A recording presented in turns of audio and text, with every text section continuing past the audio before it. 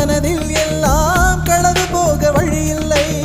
தனிமையில் கால்கள் எதை தேடி போகிறதோ, திரி தோண்டி போன விரல் தேடி அலைகிறதோ.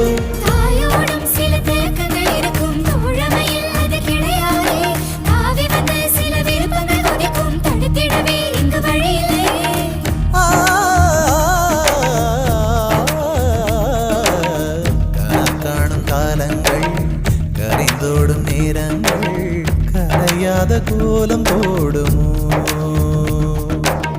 விழி போடும் கடிதங்கள்